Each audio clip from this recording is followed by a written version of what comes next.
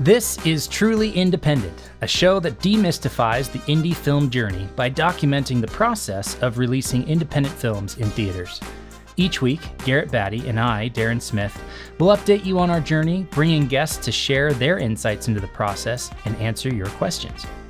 In today's episode, we will talk about why we chose the date that we did. We're going to talk about our release strategy and especially our screening strategy. This is episode 2 of Truly Independent. All right, Garrett, we're back. Episode 2. We're still alive. Back home in Sacramento, if you get 2 episodes, we call that a streak. So we're on a good streak here with this show. So let's give the listeners and viewers some context here. We're just under about 6 months out from the planned release of The Carpenter. So I want to start out with, it's May 28th. Like, let's get really specific. We're recording this May 28th. It'll probably come out in a week or two. But we want to document where we are and how far out so that people know, this is not something that you just decide one day and next week you release your movie. It's a long process. I'm feeling a little under the gun. I'm sure you are as well, even with 6 months time remaining. But let's start out with why November 1st? We're eyeballing that date. I know you had tossed around some other dates. So can you walk us through the process that you were kind of going through the last few months, talking with the financier of the film and figuring out the distribution strategy for this? Why those dates? Why not summer? Why not next year? Why'd you pick those? Yeah, good question. And so we are. I don't know if this podcast will come out before the official announced date or not, but if it does, then this is the announcement. But yes, we are looking at November 1st to release this film. And as I talk with distributors, or in the past when we have distributed content, that is one of the key questions right up front is, what is the date you want to release? And there are a lot of factors that go into that. For an independent film specifically, we have to consider, what other movies are coming out that weekend? What time of year do you want to release? Is there screen availability on the amount of screens that you want? Will theater bookers be willing to take a risk on your film when they have dozens of other films that they could program? And then also, what is the nature of the movie? Is the movie a fall movie? Is it a Christmas movie? Is it a big summer blockbuster? Is it an awards contender? So all of these questions and variables go to helping inform the date. So after lengthy conversations and going back and forth, we actually chose a date in early October. We thought, right now we look at October. We look at the slate and we say, October 6th, I think Joker is coming out. Joker 2 is coming out, and you'll see if you go to your websites, your IMDb or whatever, there are not a lot of movies that are releasing that weekend because of Joker. I think Hollywood's anticipating that's going to be a big tentpole, and so there's not going to be a lot of screen space around it. And it's going to just kind of suck up the entire audience of moviegoers. There might be some counter programming. You might get like a Paw Patrol or a kids movie that gets released. So we wanted to steer clear from that. I think as an independent filmmaker, I look at that and go, well, then next weekend that creates a little bit of a vacuum or a little bit of an opening, because if Hollywood's anticipating that Joker is a big tentpole, the following weekend, there's probably going to be fewer releases, and there's an opportunity for an independent film to get on some screens. So we chose a weekend, a week after Joker was released. As I started to kind of softly announce that and test it, I had a distributor reach out and say, "Hey, we have just filed a release date with ComScore on that date that you're announcing. And our films are kind of competing for an audience. They're in the similar market. So we've had lengthy conversations with this other distributor saying, okay, what's your film about? What's your target? Who's your audience? And I think these are open conversations, but they're very behind the scenes, and they're collaborative in nature, saying nobody, an independent filmmaker is not going to get a Barbenheimer scenario where two films come out on the same weekend and they both do great. We, there's a certain number of eyeballs for a niche audience, and we don't want to compete with those. We want to support each other in that. And so we decided to release 3 weeks later another great date, November 1st. Right now, that's what we're announcing. And who knows if we'll pivot again or we'll be able to stick to it. That was a long answer, Daren. Yeah, I love it because it reveals some insights about how this industry works. Like, if you think about how the studios do it, because they drive a lot of the strategy for us independents, whether we like it or not, because we're constantly looking at what films are coming out. In the last 5-10 years, you really were looking at Marvel and DC and Disney and some of these the biggest distributors out there, and they were announcing films 2 years out. They said, here's our strategy for May 2025 and June 2025 and July 2025, and there are 4 or 5 movies every summer that one a month, and they did that to kind of stake claim on that weekend. Say, I think it was Marvel that really expanded the summer blockbuster season into May. And this was the first year in 11 or 12 years or something like that. I think 2007 or 8, when the first Iron Man came out in May of that year or June of that year, where we didn't have a big Marvel release in May, and it kind of left it open. But yeah, we're constantly looking at, okay, what's already out there, because it really just highlights this is a supply and demand issue. So say that your local theater chain has 10 screens. Well, if you've got a big release like Joker 2, that might take 3 of those screens that weekend. So it's not just that you're competing for 9 screens, you're competing for 7, because one movie has taken 3 of them, because that's how many people are going to go see that movie that weekend. It's a matter of how many seats do we have, how many screens do we have, how many screenings can we do of the movie in a given day. So if a movie is Killers of the Flower Moon and it's over 2.5 hours long, you can't do as many screenings every day. But if they're still taking that theater and that screen off of the market for that weekend.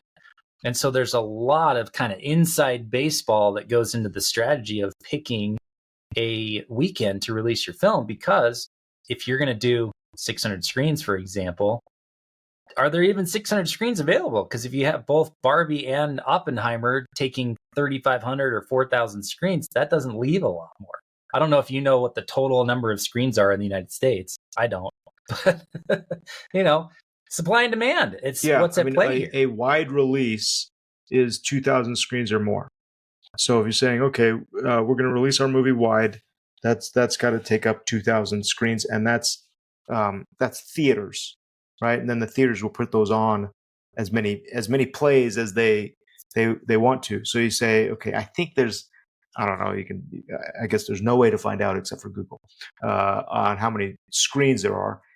But we do know that in 2023, there were 130 wide release films. If there's only 52 weekends in the year, you're looking at more than 2 films a weekend wide releasing. Okay, and if you go to your local movieplex where there's more than the 10 screen movieplex, they're going to open a wide release movie on more than one screen there. And so yes, as an independent film, we're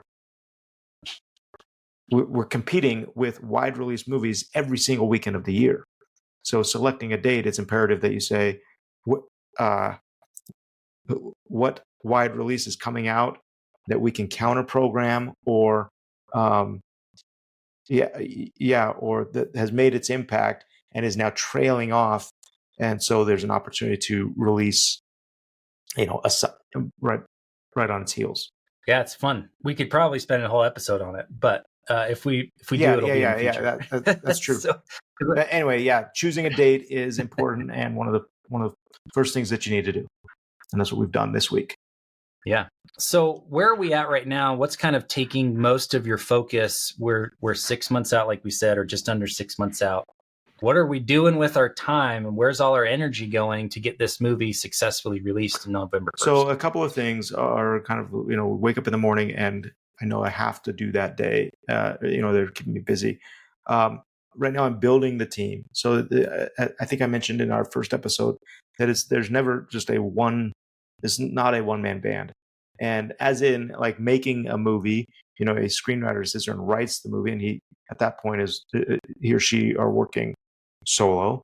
And then it grows, the project grows. As a director, I come on board and we grow the project and it scales up. Our distribution strategy will mirror that. Where it's conversations right now with me and the executive producer saying, hey, here's what we want to do. And then now I am growing the team. I've brought, I've reached out to different companies to ask them to help book the movie onto theaters, onto screens. So those companies have relationships with theaters. I've reached out, and we'll bring them in to talk to them also. I think in future episodes. And then so I've got the booking side of it, and then I'm also bringing on a marketing side of it. And so we've been having meetings all week between the theatrical booker and the theatrical marketer to say, okay, who's doing what? Let's not step on each other's toes or duplicate efforts. And then what is the release strategy? So we're now just kind of in the very preliminary stages of developing that. One of those things that we can talk about is we're going to do a screening. We'll do many screenings and promotional screenings. Our executive producer asked to do a screening on June 6th. So that's also taking up a lot of my time. Yeah. So that's what I want to focus on today, because, from circulating and being involved in this release, that is a big part of the strategy, is how do we get the movie in front of an audience? But one question we get a lot is, doesn't that dilute your audience? Like, if you're going to show it to a couple hundred people, does that mean those people aren't going to show up opening weekend and you're kind of giving away tickets for free? Like, what's the kind of thinking behind doing a screening? What's the reason to do it, as opposed to just focusing on the marketing and driving up a lot of demand and getting as many people there opening weekend as possible? I think you want to give away about 10 to 15% of your product, and it grows. It increases the demand. So yes, if I were only trying to fill 10 screens, then doing one publicity screening would be kind of the max, and hopefully that people would come out. We're trying to fill 600 screens, so we will do lots of advanced screenings to build word of mouth and to create an interest. The idea is that we want to create, there has to be a big enough demand that when we do open, that there's enough positive word of mouth, people have had positive experiences with the film, that there is an awareness and demand. And you can do that through festivals or publicity screenings or test screenings. But I think so that's kind of what the family is wanting to do. There's value in this advanced screening if it's done right. Yeah, I think what it brings to mind is the idea of doing a festival with your movie. And if you do a festival in January, like Sundance, or you do our movies, the last 2 years have screened at the Zion's Indie Film Fest in February. And if it's releasing in November, that's, what is that, 10 months gap? Like, it's too far for that word of mouth to carry. Word of mouth maybe has, I don't know, a week or 2 weeks worth of distance on it, but you're trying to stretch word of mouth out from a festival all the way to your opening weekend 10 months later. It's just too far removed for it to have an impact. And so the idea of, we're 6 months out, we're setting up a screening that's about 5 months out from the movie, and you're planning on doing many more, that's part of just, you're building word of mouth to start, but then you're building on that momentum with each new screening. And then we're doing a lot to capitalize on those screenings so that we're not just screening the movie and then walking away and saying, thanks for coming, right? So we're building in things like an email list. What a novel idea of like, we not only want to capture the email addresses of every single person that comes to a screening, but we want to turn that into an engaged audience of fans and movie lovers that want to help support the journey we're on. And so we're building a little bit of a street team. We're building the word of mouth engine that's going to help carry us through that opening weekend. Because if we've got 10,000, 20,000 people on an email list, 30,000, 50,000 people on an email list that we can activate, it's not just because we want to sell them tickets opening weekend, but we've been engaging them and we've been sharing behind the scenes and we've been telling them about the journey that we're on and they want to join us. Well, all of a sudden, that's essentially free marketing. And the best form of marketing, hands down, is word of mouth. And so part of the strategy is going, well, how can we get the email addresses of passionate people who love the movies that we're making and putting out in the world that want to help us make them successful? So that's a big part of the screening as well. With each one, if it's 100 people that are going to attend, it's 100 new email addresses. And you do that 10 times, that's 1,000 email addresses. And it may seem like a small number, but my goodness, all it takes is one person who's got a big family and another person who's got, a YouTube channel and someone else who's got a big Instagram following. And all of a sudden that compounds pretty quickly. And so that's part of the reason for doing these screenings, is not just to get feedback and not just to experience the movie with an audience and get word of mouth, but to really build that engine that can help us in this kind of grassroots, guerrilla, independent marketing, because we don't have $200 million to market this movie. I don't know if we want to talk about budget and how much we have and how much we're setting aside or what is a good target for these things. But I've heard things like 50% of your production budget should be set aside for marketing. So on $1 million movie, that's $500K. And a lot of filmmakers look at us and go, yeah, you're insane. There's no way I'm going to be able to raise another $500K. But the way that you leverage small budget for marketing is to build an audience, like we talked about last week or last episode. Yeah, I think it's imperative that that we have to look at any marketing effort, or any release effort, is to build the audience for the movie. And so, and you go, okay, well, a screening, we are going to give away the movie. We're going to give away essentially 150 tickets to this film. And what is the cost of that? Well, it costs $10 a ticket. So there's an expense for the screening. But what do we get in return? And we'll get a lot of information. We'll see how the audience is going to respond. If it's a positive response, then we have advocates for the movie. We've got great word of mouth. If it's a lukewarm or negative response, then we get to see where we need to pivot. Do we need to change the movie? Do we need to change the messaging? And how do we do this? I think another thing that we will do at the screenings, and you've seen, this is a model that Hollywood uses, where we'll get lots of pull quotes. We'll have a camera there and a little bit of a step and repeat, and film people as they come out of the theater and get their reactions. And we will use those for marketing. And those are great tools that will be shareable content that will help word of mouth spread. You can never do too much to market a movie. And Hollywood knows that, and they spend with that knowledge. You can certainly spend too much to market a movie, but you can never do too much. So, I mean, it's impossible to for an independent film, it's impossible to just evangelize your movie. Well, I want to talk a little bit more about the strategy, because that's part of it. You touched on, we're capturing pull quotes, we're setting up a camera. You've seen the versions of a teaser or a trailer that go out where it's just a whole bunch of people going, I loved it. It was amazing. It's my favorite movie ever. And you cut those together in a 30-second snippet. And nowadays it won't go on TV. It'll go on Instagram Reels or something like that. But that's fine. We live in the day that we live in. But strategically, like it's actually fairly simple to set up a screening, because most, if not all, theaters, you can call them and say, I want to rent your theater for a night. And they go, okay. And generally it's like a Tuesday or a Wednesday. It's not going to be a Friday or Saturday evening when that's their big nights. They don't want to rent a screen to you, but for a couple hundred or $1,000, you can rent a screen.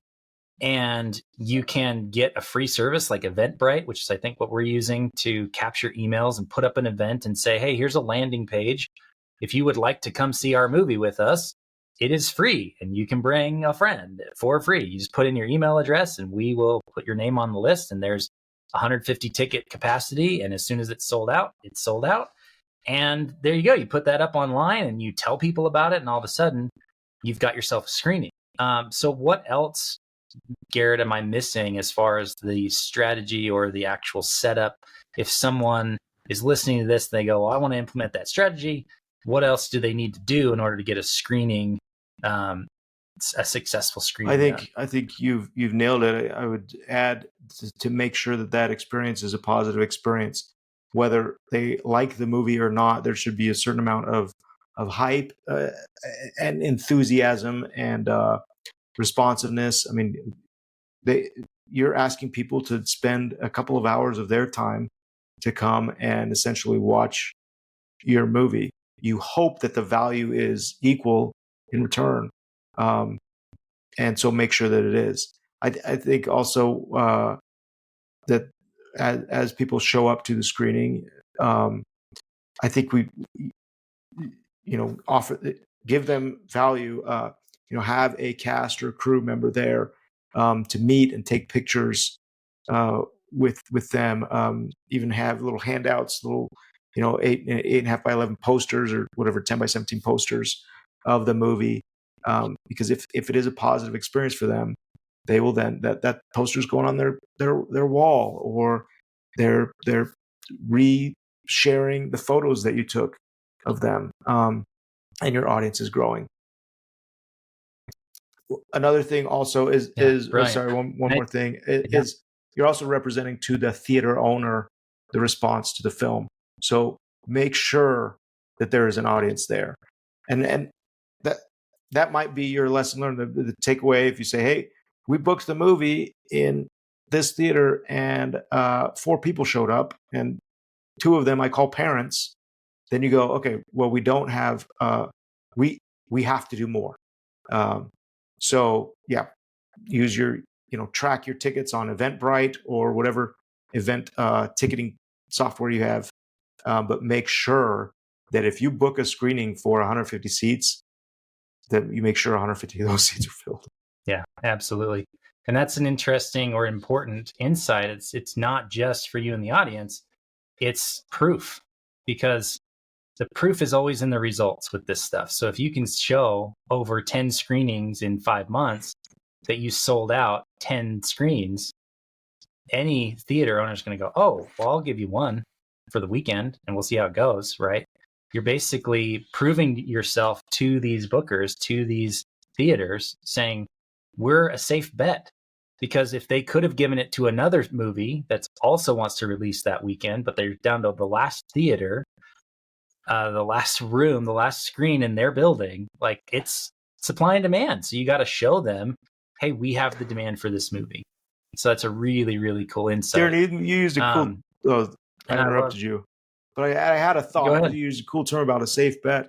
I think that also goes for the audience. I think there's a psychology in an audience to go, hey, is this movie a safe bet? Like, is this okay that I go see this? I mean, I can tell you, how many times do you get excited for a movie and then you hear somebody or an opinion that it didn't do well, or the opposite. When a movie does well opening weekend, you can't go on any social media platform without Hollywood telling you that, hey, it's the #1 movie in the world, or this is the #1 rom-com of the weekend.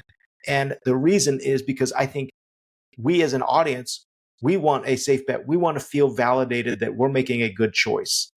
And I'm going to go, okay, I'm going to spend $20 on a movie. I don't want to be the only guy out there doing that. Like, I'd be that, whether I want to see the movie or not, there's a certain amount of do I want to see this movie in public? Am I the only one that's going to see this movie? And we hopefully, if you're screening, if there is an audience there, if you've done your job to get an audience there, you're already establishing precedence of this movie is something people want to see. I'm looking around, not at the screen, but also at the people around me, going, "Holy cow! We have a moment here that's going to escalate." Yeah, it's brilliant, and I'm really excited to see how it plays out with your marketing side of your team, because that's just free content. You're basically getting user-generated content for free because they're sitting in a seat that you gave them, so you can film them, you can take pictures of them, and you can get feedback, and you can get testimonials, and you can get those pull quotes, and there's so much that we can do for free now. It doesn't cost anything to film someone on your phone and then put it on Instagram or YouTube Shorts or TikTok or whatever it is nowadays. And that's how these things blow up and become big things. You look at Barbie and Oppenheimer last year. That's the one we keep kind of referring to because it's the most recent billion-dollar success story. And they did a lot of really good engagement with the audience type marketing. And those things ended up on social media. And that's what people talk about. And that's kind of how these things are driven nowadays. We're not doing radio campaigns and TV commercials for this movie. That's not necessarily the strategy. Yeah. So it's how do you get not only the existing audience that you have their emails and they're engaged with you and they know you and they attended a screening, how do you get them to talk about it? But what are the things you can do to get awareness and the algorithms on these social media platforms to pick up what you're talking about, put it in front of other people that they think would be interested? So it's a little bit of a game there too. So that'll be fun diving into that with our marketing person. Sure. And we might be doing an episode after this screening that could have totally different tone. Oh, okay, that didn't work. So who knows? That's part of the discovery, the demystifying. Hey, if we're going to make if there are mistakes to be made along the process, I can guarantee you we're going to make some. And so, stay tuned. Hopefully this goes well. I know that we released a movie in 2013. You mentioned the Streltsov approach. And our distributor at the time, Brandon Purdy, said, "Okay, we have a very, very limited budget. We're going to do, I think, 10 preview screenings." And I'm thinking, man, we're going to give away our box office, 10 screenings. That's way too many people. And he goes, his theory was kind of what we've already discussed. Each screening was in different cities, and I showed up and he booked, whatever the smallest theater in the megaplex so that we could fill it. And then we did the Eventbrite thing, and we released a trailer online to get people excited about it. And then it showed up, and in a 100-seat theater, in each theater that we did this at, there were about 200 people that showed up. And I was panicking, like, Brandon, this is people aren't going to get in. They're not going to be able to see the movie. And what are we going to do? And he said, this is exactly what we want. Take pictures, get people up there. He says, you need to get a sign up that says right now that says this movie is sold out. Sorry, you're not going to be able to get in. And there's that instinct of oh, are they having a negative experience with the movie? And he was quick to point out, no, this is a very positive experience. They're getting to meet you. They're getting to meet the actors. And they will see the movie, but it's being validated that this movie is worth seeing, is worth their time. Absolutely. All right, so I'm excited. I've got my tickets. I think I should probably go check that I have tickets because I want to be there. I love seeing our movies with people. All right, well, we've got 2 questions from the last episode, which I'm excited to dive into. So question 1 is, what does a distributor do? Garrett, we spent a whole episode talking about distribute for a movie, and we did not tell people what distributors do. So maybe involved with that question is, what do you look for in a distributor? What's the value of a distributor? But really, what's the role of a distributor? You're the filmmaker, you're the producer, the writer, director, but we've got this other role of a distributor. What's their role here in this process? It's a great question. And honestly, I think one that this series will help answer. I don't know that I can necessarily answer that accurately just because of lack of knowledge, but also it's in my experience, it's so wide. That term distribution or distributor is so wide. And I think generally we expect that a distributor is going to get your movie in front of audiences. But we can talk. Let's talk specifics in future episodes about does he book theaters for you? Do they book screens? Do they promote and market the movie? Do they handle the business side of it? Are they doing collections and settlements? All of that, and in general, yes, a distributor does all of that. But we'll talk about that throughout the series. Awesome. All right. The other question we got was, why 600 screens? You mentioned that in the last episode. That's the target for this release. You mentioned today that wide release is 2,000 screens or more.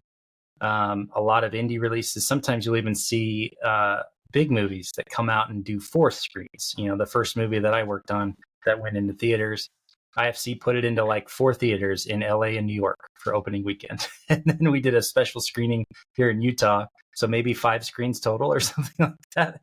So why 600? Why that number? Great question. And certainly that number may fluctuate and change throughout. But our goal is the family's goal is for The Carpenter to release in the fall and to break into the top 10 box office. If we do, and we have very little resources to do that. So if you do a per screen average and you look at kind of number 10, number 9, number 8 on your weekend box office in those weekends in the fall, then to have a per screen average of a certain amount and to get into that top 10 average, you have to have that many screens to do it. Does that make sense? So I'm being kind of vague because 1, I don't have the numbers in front of me, and 2, I'm not going to discuss budget specifics on this movie at this point. But yeah, if we need $2,000 per screen, if we need to get $1.2 million opening weekend, divide that by 600, and it equals a per screen average that's realistic for this type of movie. Yeah, I do think we have an entire episode plan on kind of the budget and strategy and all of that and the numbers, which is the stuff I love talking about. So I could do an entire separate podcast just on the numbers of everything, but that podcast probably already exists. But that's cool. It is a little bit of you define the outcome, you define the goal, and you say, how do we realistically achieve that goal? And it has to make sense, because if you're saying, oh, we're going to have it released on 10 screens or 12 screens and have $100,000 per screen average, that's not a thing. It's got to be in the realm of possibility of what is a typical per screen average for an independent film that has the kind of budget we have. So you look at what's already been done, and yeah, you want to shoot a little high, but you also want to be realistic and you want to give yourself the best shot you can. And so releasing on 20 screens probably isn't going to get you there unless the strategy is to expand the release as you go. But also, we don't have the budget to do 3,000 screens or 2,000 screens because there is a cost associated with every screen that you add. Again, we'll talk about more in depth as well. But it is a little bit of the math works out and based on the goal that we have for the release. So very cool. Look at that, man. Episode 2 in the can. Episode 2 of Truly Independent. I'm loving this so far, Garrett, and I'm really excited now that we've recorded 2 episodes and we're going to put them out in the world and to get the feedback from the audience and from the people that we're making this for. It's not just for ourselves. We definitely like kind of doing this stuff in public and sharing the process and the journey, but I'm really excited to get this in front of the audience that we're making this show for and sharing the behind the scenes with. So if you are listening to this and have not yet gone over to 3coinpro.com/podcast, we've got some exciting free gifts for you. And that's how you can submit questions for this episode and previous episodes. And we will answer those in the future like we've done today. So thank you for listening. Garrett, any parting thoughts? Definitely go to the website and leave your email and send the questions. But I'm looking forward to next week's episode. we should also say that that's the best way to get notified of the screenings that we'll be doing this summer leading up to the release. That's right. So get on the email list, 2coinpro.com/podcast. Stay tuned. We'll talk about how the screening went. All right, take care. Sounds good. Thanks, Garrett. See ya. Thank you for listening to this episode of Truly Independent. To join us on the journey, be notified of new episodes and screenings, and ask us questions about today's episode, head over to 3coinpro.com/podcast and put in your name and an email address. If you're a fan of the show, please leave us a review on your favorite podcast app and be sure to share this episode with a friend. Thanks for listening, and we'll see you next week. Our intro and outro music is Election Time by Kjartan Abel.